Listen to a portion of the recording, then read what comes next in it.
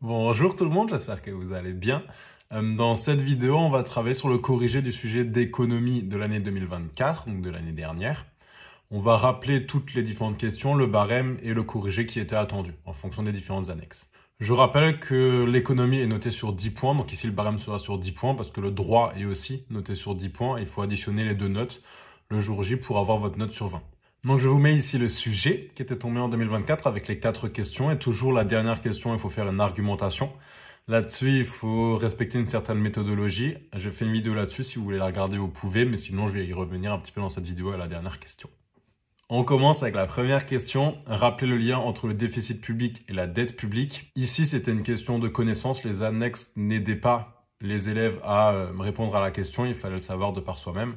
Donc, il fallait savoir qu'un déficit public, c'est un État qui a plus de dépenses que de recettes, donc qui dépense plus d'argent qu'il n'en gagne, et que ce déficit public, ça crée un besoin d'argent chez l'État. Pour combler ce manque-là, il est obligé d'emprunter de l'argent, et cet emprunt-là, ça correspond à la dette publique. La dette publique, c'est tous les emprunts que réalise un État. Donc le lien entre le déficit et la dette, c'est tout simplement que les déficits publics alimentent la dette publique. Comme il y a un déficit, ça oblige l'État à emprunter et c'est ce déficit public qui crée ensuite la dette publique. Vous pouviez ensuite illustrer cette réponse-là avec l'annexe 1 en précisant qu'en fonction du graphique, vous voyez que l'État a un déficit public d'environ 1982 jusqu'à 2022, puisqu'à chaque fois, ses dépenses sont supérieures à ses recettes. 1,5 points sur cette question si vous donnez ces informations-là. Ensuite, la deuxième question, elle est sur 2 points.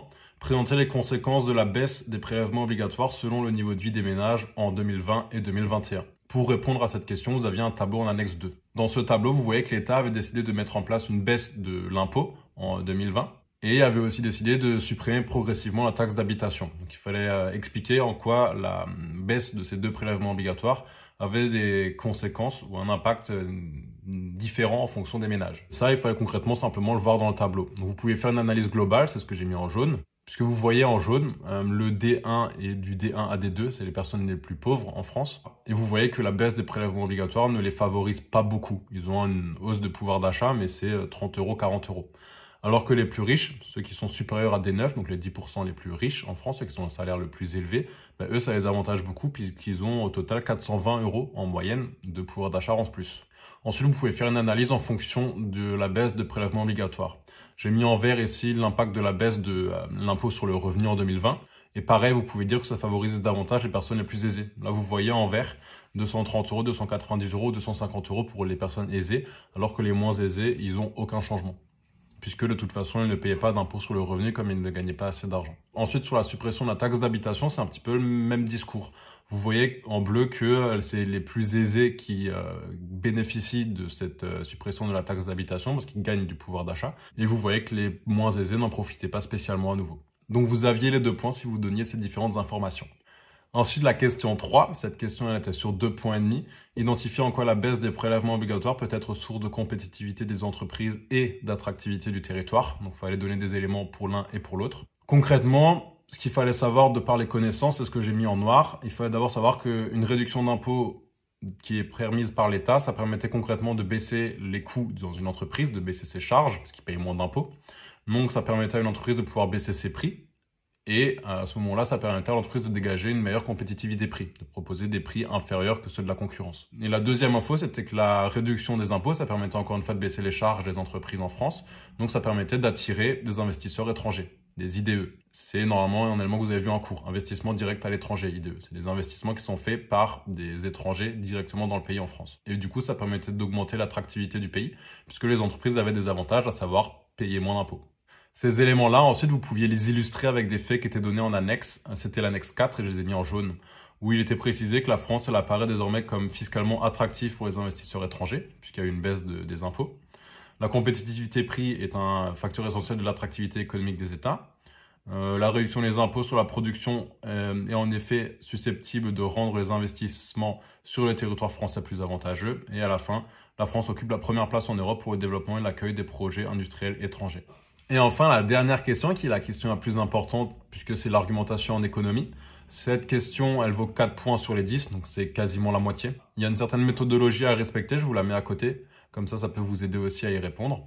La question, c'était: la réduction des prélèvements obligatoires favorise-t-elle la croissance économique? D'abord, ce que je vous conseille de faire, c'est de faire une introduction pour amener beaucoup plus de structure à votre réponse. Dans l'introduction, ce qu'il y a de mieux à faire, c'est de donner une phrase d'accroche, de représenter le sujet, donc de reparler de la question, et de définir les mots-clés. Ici, la phrase d'accroche, vous pouviez la donner avec les infos que vous avez dans l'annexe 2. Vous pouvez simplement écrire: selon l'INSEE, l'État a mis en place en 2020 une baisse de l'impôt sur le revenu et une suppression progressive de la taxe d'habitation. Point. Ça peut être une phrase d'accroche. Puis on reparle du sujet. Donc vous reprenez la question si vous voulez. Là vous écrivez: ces informations peuvent pousser à nous demander si la réduction des prélèvements obligatoires favorise ou non la croissance économique. Donc quel est l'impact de ces réductions-là faites en 2020 sur la croissance économique, si vous voulez. Ensuite, il faut définir les mots-clés. Donc ici, il y avait prélèvement obligatoire et croissance économique. Donc vous écrivez simplement: les prélèvements obligatoires correspondent à l'ensemble des taxes et des impôts réalisés par l'État. Et la croissance économique correspond à l'augmentation du PIB du pays d'une année sur l'autre. Donc en gros à l'augmentation de la production qui est faite par les entreprises. Vous faites ça et vous avez fini votre introduction. Ensuite, il faut passer au développement. Dans votre développement, il faut que vous ayez au minimum 3 arguments. À nouveau, vous pouvez trouver des arguments soit dans les annexes, soit de par vos connaissances. Ce qu'il faut éviter de faire, c'est du paraphrase, donc de copier-coller les éléments des annexes sans apporter d'éléments à vous. Ensuite, les arguments, il faut les écrire en fonction de la méthode AEI, affirmer, expliquer, illustrer. Le premier argument que vous pouviez donner, vous pouvez le retrouver en annexe 4. C'était les éléments qu'on avait repris dans la question précédemment. Donc d'abord, la phrase d'affirmation, vous allez reprendre la question. Un premier élément montre que la réduction des prélèvements obligatoires peut favoriser la croissance économique. Point. Ça, c'est l'affirmation. Ensuite, dans l'explication, il faut l'expliquer avec vos propres mots, sans donner d'exemple. Donc là, vous allez reprendre un petit peu les éléments qui étaient dit en annexe. Donc en effet, l'État peut décider de réduire les prélèvements obligatoires en réduisant l'impôt sur la production, l'impôt des sociétés aussi si vous voulez, avec les entreprises, ce qui permettra aux entreprises françaises d'avoir moins de charges, d'avoir moins de coûts, donc de pouvoir baisser leur prix des produits, d'être plus compétitifs, etc. Tous ces éléments-là vont faire que le pays français est plus attractif de par les investisseurs étrangers. Donc beaucoup d'investisseurs étrangers vont investir en France, ce qui va dynamiser entièrement l'économie du pays, donc favoriser la croissance économique. Là, vous avez fini l'explication et maintenant il suffit d'illustrer avec un exemple. Et là, vous reprenez les éléments des annexes avec les sources. Selon l'Inspection générale des finances, en 2021, Business France a identifié 1607 projets d'investissement internationaux, assurant ainsi la création ou le maintien de 45 008 emplois en France. Là, vous avez l'exemple concret. Ensuite, il faut enchaîner avec 2 autres arguments. Les 2 autres arguments, vous pouviez les trouver dans l'annexe 3. Le deuxième argument, je l'ai mis en jaune, où on indique dans l'annexe qu'une baisse des impôts, ça permet d'augmenter le revenu disponible des ménages, donc d'augmenter leur consommation. Du coup, comme ils consomment plus, ça augmente aussi les revenus des vendeurs, donc des entreprises, comme ils vendent plus. Donc ça crée des embauches, de l'investissement, des rentrées fiscales après avec l'impôt en plus aussi, etc. Ça dynamise l'économie. Vous avez l'exemple d'une baisse de TVA qui est donnée. Donc vous avez tout qui est donné ici, il faut juste refaire la méthode. Première phase, vous affirmez. Ensuite, un deuxième élément montre encore une fois que la réduction des prélèvements obligatoires peut favoriser la croissance économique. Point, vous avez affirmé. Ensuite, vous expliquez, là vous reprenez la première partie qui est en jaune concrètement. En effet, ou effectivement, une baisse d'impôt correspond à une baisse des prélèvements obligatoires et engendrerait une augmentation du revenu disponible des ménages, ce qui les conduirait à augmenter leur consommation. Donc, les entreprises auront plus de chiffre d'affaires. Donc, les entreprises vont produire plus, puisqu'ils vendent plus, forcément, ils vont produire plus. Pour produire plus, ils vont embaucher plus. Et tout ça, ça va dynamiser la croissance économique. Donc, avec ça, vous avez expliqué. Ensuite, il faut illustrer par un exemple. Et là, vous avez l'exemple de la TVA qui est donné. Une baisse de la TVA d'1 point de PIB engendre une augmentation du PIB de 3,7% au bout d'un an. Donc, ça engendrerait une croissance économique de 3,7%. Et là, vous avez fini votre deuxième argument. Ensuite, le troisième argument, vous aviez un élément qui était donné en vert. Et ici, ça répondait non à la question. Mais vous pouvez le faire, vous avez le droit de faire les arguments pour et les arguments contre. Donc, vous refaites à nouveau affirmation. Enfin, un dernier élément montre cette fois que la réduction des prélèvements obligatoires ne favorise pas toujours la croissance économique en fonction de la situation. Donc, vous nuancez un petit peu. Et puis, vous expliquez cette idée-là qui est en vert. En effet, lorsque l'État baisse les prélèvements obligatoires, donc baisse l'impôt sur le revenu, les ménages ont plus de pouvoir d'achat. Cependant, ces ménages peuvent décider, plutôt que de dépenser cet argent qu'ils ont en plus en France, de le dépenser à l'étranger, lors de voyages ou tout simplement des transfrontaliers qui consomment à l'étranger, ce qui n'augmenterait pas la croissance économique française. Point. Et ensuite, vous donnez un exemple de par vous-même.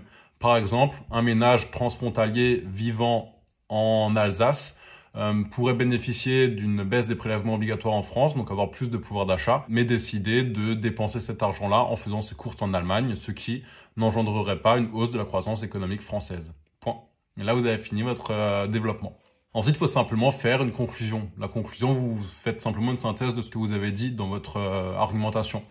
Donc, vous allez mettre, pour conclure, la réduction des prélèvements obligatoires peut favoriser la croissance économique, puisqu'elle permet d'augmenter le pouvoir d'achat des ménages, donc l'investissement qui est fait, donc les ventes des différentes entreprises.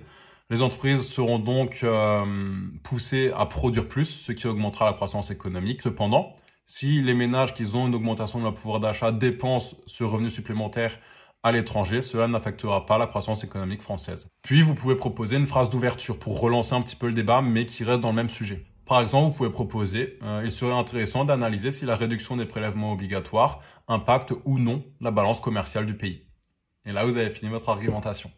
C'est la fin de cette vidéo. Si jamais vous avez des questions par rapport à la méthode ou peu importe, n'hésitez pas à les poser, j'y répondrai en commentaire. Ciao!